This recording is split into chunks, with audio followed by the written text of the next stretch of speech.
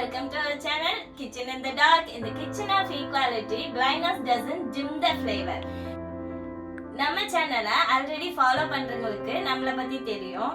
But நம்ம சேனலை புதுசா பாக்குறவங்களுக்காண்டி ஒரு சின்ன இன்ட்ரோ கொடுத்துடலாமா? நான் ஒரு விஷுவலி இம்பேர்ட் உமன். பட் நான் டே டு டே லைஃப்ல எல்லாரும் போலவும் சகஜமா சமைக்கிறது, எல்லா வேலைகளையும் செய்யறேன். நிறைய விஷுவலி இம்பேர்ட் பீப்புள்ஸ் வந்து சமைக்க நிறைய ஆர்வத்தோடையும் இருக்காங்க, பயத்தோடையும் இருக்காங்க. ஏன்னா அடுப்பக்கத்துல போகிறதுக்கு அவங்களுக்கு ரொம்ப பயம் இருக்கு. அவங்களுக்கு பேஷன்ஸோட சொல்லி கொடுக்கறதுக்கான ஆளுங்களும் அவங்களுக்கு கிடைக்கல. அதனால நான் என்னென்ன டிப்ஸ் ட்ரிக்ஸ் எல்லாம் யூஸ் பண்ணி சமைக்கிறேன் அப்படிங்கறத அவங்களுக்கு சொல்லி கொடுக்கறதுக்காகவும் அவங்களோட ஃபியரை வந்து போக்குறதுக்காகவும் நான் அவங்களுக்கு இன்ஸ்பிரேஷனா இருக்கும்போது ஓகே அவங்க சமைக்கிறாங்க நம்மளும் சமைப்போம் அப்படிங்கிற ஒரு ஆர்வத்தை தூண்டுறதுக்காகவும் தான் நம்ம இந்த சேனலை உருவாக்கி இருக்கோம். ஸோ என்ன பார்த்து அவங்க இன்னும் 4 பேராவது பெனிஃபிட் ஆனாங்கன்னா அது எனக்கு பெரிய பெரிய மோட்டிவேஷனா இருக்கும். ஸோ என்னை பார்த்து அவங்களும் நிறைய கத்துக்க முடியும், அவங்களால நானும் கத்துக்க முடியும். அதுக்காக தான் நம்ம சேனல் உருவாக்கி இருக்கோம். நம்மளோட இன்ட்ரோ முடிஞ்சிச்சு. நீங்க எனக்கு சப்போர்ட் பண்ணணும்னு நினைச்சீங்கன்னா நம்மளோட சேனலை ப்ளே பண்ணிட்டு கீழே கிச்சன் இன் த டார்க் அப்படின்னு சொல்லுவோம். நீங்க கீழே ஸ்வைப் பண்ணிட்டே வரும்போது கிச்சன் இன் த டார்க் அப்படின்னு சொல்லுவோம். அந்த இடத்துல ரைட் சைடு ஸ்வைப் பண்ணி போனீங்கன்னா சப்ஸ்கிரிப்ஷன் அப்படின்னு சொல்லுவோம். டாக் பேக் யூஸ் பண்றவங்களுக்கு சொல்றேன். சப்ஸ்கிரிப்ஷனை டபுள் டேப் பண்ணீங்க அப்படின்னா சப்ஸ்கிரைப் ஆயிரும். பக்கத்திலே ஸ்வைப் பண்ணி பாத்தீங்கன்னா ரைட் சைடு ஆப்ஷன் அப்படின்னு ஒரு பட்டன் சொல்லும். அந்த பட்டனை டபுள் டேப் பண்ணீங்கன்னா பர்சனலைஸ்ட் ஆல் அப்படின்னு காட்டும். நீங்க ஆலை வந்து டபுள் டேப் பண்ணி கொடுத்துட்டீங்க அப்படின்னா ஓகே நம்ம சேனலோட நோட்டிபிகேஷன்ஸ் எல்லாமே உடனுக்குடனே உங்களுக்கு வந்துடும். ஸோ நீங்க எந்த வீடியோஸையும் மிஸ் பண்ணாம பார்க்கலாம். என்னோட சேனல் வந்து உங்களுக்கு ரொம்ப பிடிச்சிருந்துச்சுன்னா லைக் பண்ணுங்க. லைக் பட்டன் எங்க இருக்கும் அப்படின்னா கிச்சன் இன் த டார்க் அப்படி சொல்றதுல அதெல்லாம் ரைட் சைடு வந்து ஸ்வைப் பண்ணி பாத்தீங்கன்னா லைக் பட்டன் அன்லைக் பட்டன் சொல்லும். ஸோ நீங்க அதுல லைக் பட்டன் கொடுக்கலாம். டபுள் டேப் பண்ணீங்கன்னா லைக்னு சொல்லும். அதுக்கப்புறமா நீங்க என்கிட்ட ஏதாவது நிறைகளோ குறைகளோ உங்களுக்கு இருந்தது அப்படின்னா கமெண்ட் பாக்ஸ்ல போய் நீங்க கமெண்ட் சொல்லலாம். அதுக்கு மேல உங்களுக்கு ஏதாவது நீங்க கத்துக்கணும்னு சொன்னாலும் அதையும் நீங்க கமெண்ட் பாக்ஸ்ல சொல்லலாம். ஸோ நிறைய சப்போர்ட் பண்ணி கொடுத்து நிறைய ஷேர் பண்ணி கொடு. இன்னைக்கான வீடியோல நம்ம என்ன பார்க்க போறோம்னா பொன்னாங்கண்ணி கீரை கூட்டு எப்படி செய்யறதுன்னு பார்க்க போறோம். ஃபர்ஸ்ட் அதுக்கு என்னென்ன தேவையான இன்கிரீடியன்ட்ஸ்னு 1 by 1 பார்க்கலாமா? நம்ம பொன்னாங்கண்ணி கீரை கூட்டு செய்யறதுக்கு பொன்னாங்கண்ணி கீரை தேவை. அதை 2 கட்டு ஆஞ்சு ஒரு பவுல்ல எடுத்து வச்சிருக்கேன். இதுக்கான விளக்கத்தை நான் வீடியோக்குள்ள சொல்றேன். நம்ம கூட்டுக்கு தேவையான ஒரு மீடியம் சைஸ் வெங்காயத்தை ரஃபா ஸ்லைஸ் பண்ணி வச்சிருக்கேன். ஒரு மீடியம் சைஸ் தக்காளி ரஃபா ஸ்லைஸ் பண்ணி வச்சிருக்கேன். 2 பச்சை மிளகாவை நடுவில் கீறி வச்சிருக்கேன். 5 குட்டி குட்டி பல் பூண்டு வந்து உரிச்சு எடுத்து வச்சிருக்கேன். எல்லாமே ஒரே பிளேட்ல தான் வச்சிருக்கேன். கூட்டு செய்யறதுக்கு மெயினா பருப்பு தேவை. இது வந்து மூந்தால் நம்ம ஆல்ரெடி பார்த்துருக்கோம். குட்டி குட்டியா ரெக்டாங்குலர் ஷேப்ல இருக்கும். நம்ம என் கையால ஒரு கை ஃபுல்லா வலிய எடுத்து அதை நல்லா வாஷ் பண்ணி ஒரு பவுல்ல போட்டு ஊற வச்சு எடுத்து வச்சிருக்கேன். தாளிக்கிறதுக்கு தேவையான 3 காஞ்ச மிளகாய் ஒரு பவுல்ல எடுத்து வச்சிருக்கேன். தாளிக்கிறதுக்கு தேவையான சீரகம் எடுத்து ஒரு பவுல்ல வச்சிருக்கேன். தாளிக்கிறதுக்கு தேவையான கடுகு ஒரு பவுல்ல வச்சிருக்கேன். தாளிக்கிறதுக்கு தேவையான ஒரு 3 ஸ்பூன் எண்ணெய் ஒரு பவுல்ல வச்சிருக்கேன். நம்ம கூட்டுக்கு தேவையான இன்கிரீடியன்ஸ் எல்லாம் பார்த்தாச்சு. வாங்க இப்போ எப்படி செய்யலாம்னு பார்க்கலாம். ஃபர்ஸ்ட் நம்ம ஒரு பாத்திரம் எடுத்துக்கலாம். இதோட டெப்த் எவ்வளோனா என்னோட மணிக்கட்டு அளவு டெப்த் இருக்கு. நான் இதுல யூஸ்வலா குழம்பு வைக்க யூஸ் பண்றது. இதுல ஃபர்ஸ்ட் நம்ம தண்ணி ஊத்திக்கலாம். ஒரு அளவு செம்பு எடுத்திருக்கேன். இதுல நான் ஏற்கனவே அளந்து பார்த்து அளவு எடுத்து வச்சிருக்கேன். இது ஒரு 600 ml பிடிக்கும். அதனால ஒரு செம்பு அளவுக்கு நான் தண்ணி ஊத்திக்கிறேன்.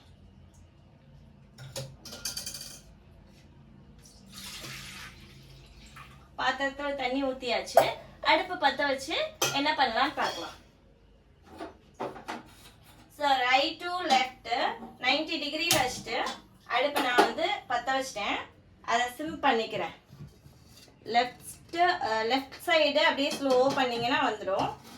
ஸோ பாத்திரத்தை நல்லா பிளேஸ் பண்ணிட்டேன். நான் அது மேல ஒரு மூடி வச்சு மூடிக்கலாம்.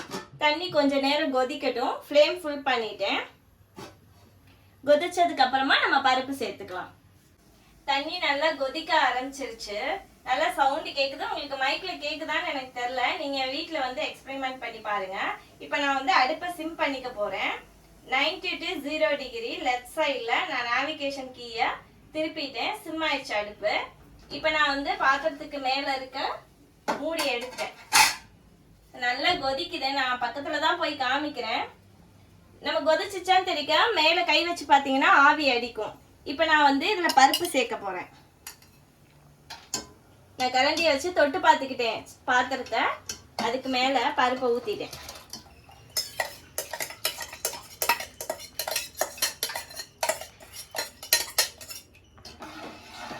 பருப்பை போட்டு கலந்துக்கலாம். மீதம் உள்ள பருப்பு அங்கங்கே ஒட்டிட்டு இருக்குல்ல, அதெல்லாம் எடுத்து விட்டுக்கிறேன். கையால் தான் நம்ம டச் பண்ணி ஃபீல் பண்ண முடியும். நீங்கள் ஒன்றொன்னையும் க்ளீனாக வாஷ் பண்ணணும். நீங்கள் கற்றுக்கிற வரைக்கும் பக்கத்தில் கூடவே ஒருத்தவங்கள வச்சுக்கோங்க. நீங்கள் நல்லா சூடாக ஆயிடுச்சுன்னா அது நல்லா ஆவி அடிக்கும். நமக்கு மேலே ஆவி வர்றது நமக்கு நல்லாவே தெரியும். ஹீட்டை ஃபீல் பண்ண முடியும். மறுபடியும் நான் தட்டு வச்சு மூடிக்கிறேன். கொஞ்சம் நேரம் கொதிக்கட்டும் பருப்பு. நான் இப்போ வந்து லெஃப்ட்லேருந்து ரைட்டு கொஞ்சம் ஹை ஃப்ளேம் பண்ணிக்கிறேன். ஃபுல்லாக 90 டிகிரி கொண்டு போல 30 to 40 டிகிரியில் வச்சுட்டேன். கொஞ்சம் நேரம் கொதிக்கட்டும். பருப்பு கொதிச்சு பொங்க ஆரம்பிச்சிருச்சு. சவுண்டு கேட்குதா சுறுசுறுன்னு? இப்போ நான் ஒரு துணி எடுக்கிறேன். துணி எடுத்து பிடிங்க. ஆவி அடிக்கும் இல்லாட்டி கையில். பாத்திரத்து மேலே இருக்க தட்டை வந்து மெதுவாக எடுத்துட்டேன். நான் ஒரு கரண்டி எடுத்துக்கிறேன்.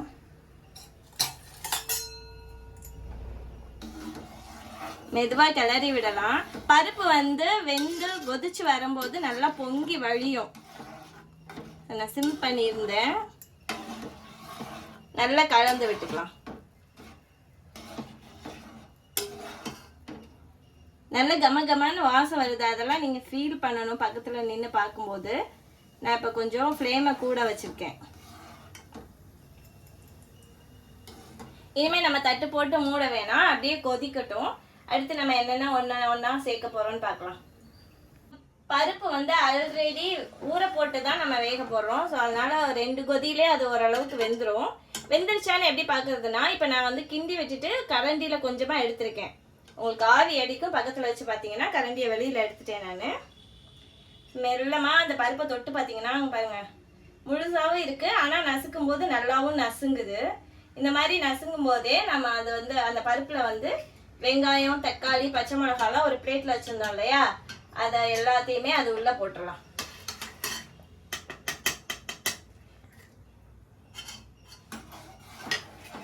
அது கொதிக்கும் போது நல்லா ஆவி அடிக்கும். நம்மளால ஃபீல் பண்ண முடியும்.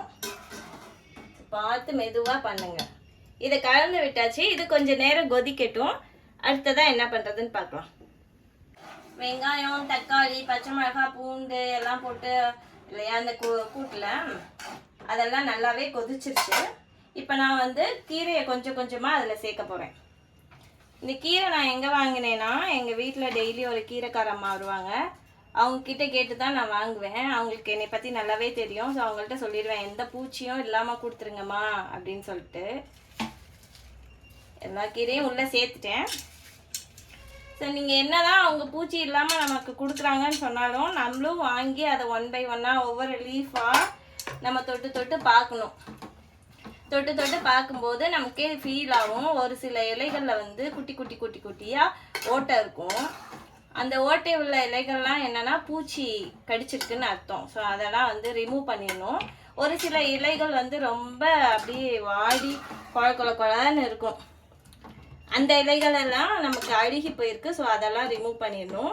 ஃப்ரெஷ்ஷான இலை நமக்கு தொட்டாவே நல்லா தெரியும். நல்லா எப்படி ஸ்டிஃபாக இருக்கும். ஓகேவா? இப்போ நான் மஞ்சத்தூள் ஒரு பிஞ்ச் அளவுக்கு போடுறேன். 3 விரலில் பிடிச்சு ஒரு பிஞ்ச் அளவுக்கு போட்டிருக்கேன். அதுக்கப்புறமா சோம்புத்தூள் நான் வீட்டிலே அரைச்சி வச்சுப்பேன். இது வந்து ரொம்ப குட்டி ஸ்பூன். அதனால் 1 ஸ்பூன் 2 ஸ்பூன் போட்டிருக்கேன். அதுக்கப்புறம் சீரகத்தூள் 1 ஸ்பூன் ஃபுல்லாக போட்டிருக்கேன். இதெல்லாம் எதுக்குன்னா நம்ம ஃப்ளேவருக்காக போட்டுக்கிறேன்.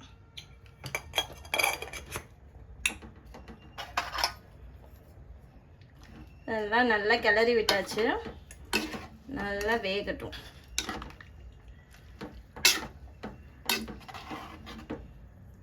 ஸோ இது வந்து இந்த கீரை வந்து பார்த்தீங்கன்னா ஒரு மாதிரி எப்படி சொல்ற பிளாஸ்டிக் மாதிரி இருக்கும். நீங்கள் தொட்டு ஃபீல் பண்ணி பார்க்கும்போது கீழே ரெட்டிஷாகவும் மேலே க்ரீனிஷாகவும் இருக்கும். நல்லா இருக்கும் தொட்டு பார்க்க வலுன்னு. ஸோ அதை வச்சு நீங்கள் கண்டுபிடிச்சிக்கலாம். அதை என்ன பண்ணணும் அப்படின்னா நல்லா ஒவ்வொரு இலையா ஆஞ்சு அதை எல்லாத்தையும் ஒரு பாத்திரத்தில் சேர்த்து அது கூட கொஞ்சமாக மஞ்சத்தூளும் உப்பும் சேர்த்து நல்லா பிசைஞ்சு விட்டுட்டு அதுக்கு மேலே வாட்டரை பிடிச்சு நல்லா டிப் பண்ணி கொஞ்ச நேரம் அப்படியே விட்டுறணும். விட்டிங்கன்னா அதில் உள்ள மண் பூச்சி ஏதாவது இருந்தால் அதில் வந்துடும். அதுக்கப்புறம் நல்லா வாஷ் பண்ணி ஒரு 4-5 தடவை வாஷ் பண்ணி எடுத்தீங்கன்னா நல்லா க்ளீனான லீஃப் நமக்கு கிடைச்சிரும். அதை நம்ம சமைச்சு சாப்பிடும்போது நல்லா ஃப்ரெஷ்ஷாக இருக்கும். இப்போ நம்ம கீரை, மஞ்சத்தூள், சோம்புத்தூள், சீரகத்தூள் எல்லாம் போட்டு நல்லா கலந்து விட்டு ஒரு மூடி வச்சாச்சு. ஒரு 5 to 6 minutes இது கொதிக்கட்டும். அப்புறமா நம்ம உப்பு கொஞ்சம் சேர்த்துக்கலாம். அதுக்கப்புறம் கொஞ்சம் நேரம் கொதிக்கட்டும். அது வேகிறதுக்கான டைம் கொடுத்துக்கலாம். நல்லா கொதிக்கிற சவுண்டு எனக்கு கேட்குது. இப்போ பாத்திரத்தை ஓப்பன் பண்ணி பார்க்கலாம். நல்லா கமகமன்னு வாசம் வருது. நம்ம சோம்புத்தூள் சீரகத்தூள்லாம் போட்டிருக்கோம் இல்லையா, அதோட வாசம் கீரையோடு சேர்ந்து நல்லா கமகமன்னு வருது. நம்ம இப்போ வந்து உப்பு சேர்த்துக்கலாம். நம்ம எப்போவுமே கீரை வந்து ஃபஸ்ட்டு போட்ட உடனே உப்பு சேர்க்கக்கூடாது. ஏன் அப்படின்னா அது ஃபுல்லாக இருக்கும், நமக்கு நிறைய தெரியும், பாத்திரம் நிறையா. அதனால் நம்ம நிறைய உப்பு கூட சேர்க்கறதுக்கு சான்சஸ் இருக்கு. உப்பு எடுத்தாச்சு. இப்போ நான் ஒரு டீஸ்பூன் அளவுக்கு உப்பு போட்டுக்கிறேன். நல்லா கலந்து விட்டுக்கலாம். நமக்கு உப்போட சேர்ந்து அது நல்லா கொதிக்கட்டும். நமக்கு பருப்பு, அந்த கீரை, வெங்காயம், தக்காளி எல்லாம் சேர்ந்து கொதிச்சு வரும்போது நல்லா இருக்கும். இன்னும் கொஞ்சம் நேரம் மூடி வச்சிடலாம். 3 தாள் போட்டிருக்கனால அடிக்கடி எடுத்து கிளறி விட்டுக்கணும். இப்போ கொஞ்சம் ஃப்ளேம் கூட வச்சிருக்கேன், அது கொதிக்கட்டும். நல்லா கொதிச்சிட்டு இருக்கு. அந்த பருப்போட கீரையும் சேர்ந்து நல்லா கமகமன் வாசம் வருது. அடுத்து நம்ம தாளிச்சு விட்டோம்னா பருப்பு கூட்டு ரெடி. ஸோ நம்ம எப்படி தாளிக்கலாம்னு பார்ப்போமா? வாங்க போலாம். ஃபர்ஸ்ட் நான் ஓபன் பண்ணிக்கிறேன். பார்த்து ஆவி எடுத்து நல்லா ஒன்னா சேர்ந்துச்சு பாருங்க. அந்த சவுண்டுலே நமக்கு தெரியும் அது ஒன்னா சேர்ந்துருச்சு. தண்ணி இருந்தா நல்லா கொத்த கொத்த கொத்தன்னு கேட்கும்.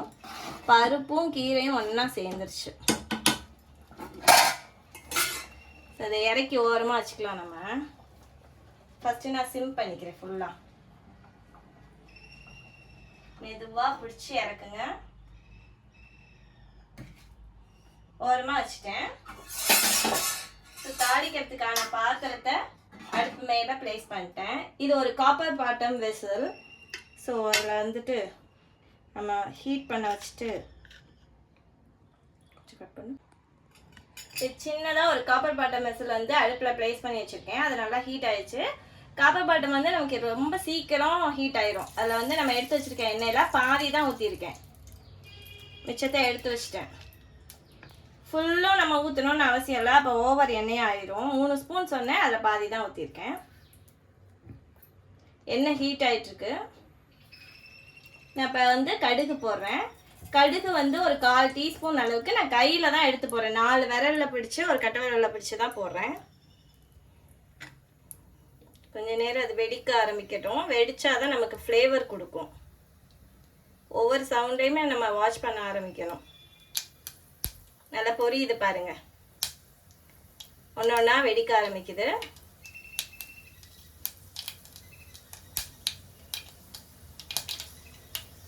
இந்த ஸ்டேஜில் நான் கொஞ்சமாக சீரகம் போட்டுக்கிறேன். நம்ம கடுகு எவ்வளோ போட்டோமோ அதே மாதிரி சீரகத்தையும் பிடிச்சி போட்டிருக்கேன்.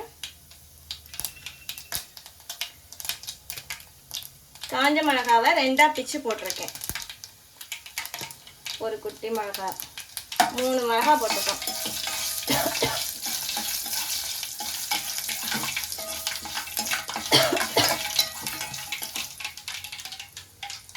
மிளகா போட்டோடனே நமக்கு காரம் ஏறுது. ஃபுல்லாக ஃப்ளேம் கம்மி பண்ணி தான் வச்சுருக்கேன். இந்த ஸ்டேஜில் நான் பருப்பை எடுத்து அதில் ஊற்றுறேன்.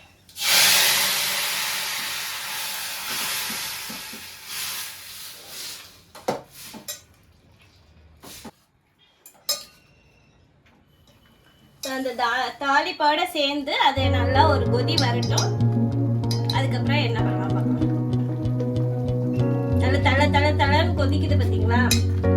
அப்பதான் அந்த தாளிப்போட ஃப்ளேவர் அதுக்குள்ள இறங்கும். அவ்வளவுதான், போதும், கூட்டு ரெடி. இந்த கீரையில என்னென்ன ஹெல்த் பெனிஃபிட்ஸ் இருக்குன்னு சொல்லலாமா? இதுல நிறைய விட்டமின் ஏ இருக்கு, இ இருக்கு, கே இருக்கு, மினரல்ஸ் இருக்கு, பாஸ்பரஸ், கால்சியம் ரிச்சா இருக்கு, அயன் ரிச்சா இருக்கு. ஸோ இது நம்ம சாப்பிட்றதுனால ரத்த சோகை அப்படின்னு ஒரு நோய் இருக்கு இல்லையா, அது நீங்கும். குழந்தைங்களுக்கு போன்ஸ்க்கு எல்லாம் ரொம்ப ரொம்ப ஹெல்த்தியா இருக்கும். நமக்கு மூட்டு வலி, முழங்கால் வலின்னு சொல்றோம்ல, அதுக்கும் ரொம்ப ஹெல்ப் பண்ணும். அதுக்கப்புறம் பாத்தீங்கன்னா நமக்கு ஹேர் ஃபாலை கண்ட்ரோல் பண்ணும். அதுக்கப்புறம் நம்ம 35 வயசுக்கு மேல ஆனாவே நம்ம முகத்துல எல்லாம் சுருக்கமா வருது இல்லையா, அந்த சுருக்கம் எல்லாம் போகணும்னா இந்த கீரையை நம்ம அடிக்கடி எடுத்துக்கணும். அப்புறம் நம்ம ஃபேஸ் வந்து நல்லா க்ளோவா காட்டும். இதோட பாசிப்பருப்பும் நம்ம சேர்த்து சாப்பிட்றதுனால அதோட பெனிஃபிட்டும் நமக்கு நிறைய கிடைக்கும், ப்ரோட்டீன்ஸும் கிடைக்கும். நீங்க அடிக்கடி இதை சாப்பிட்டு இதோட பெனிஃபிட்டை நீங்க எடுத்துக்கணும்னு நானும் ஆசைப்படுறேன். ஸோ நான் இப்போ எப்படி இருக்குன்னு சாப்பிட்டு சொல்றேன். வாசமே சூப்பரா இருக்கு பக்கத்துல கொண்டு போகும்போது.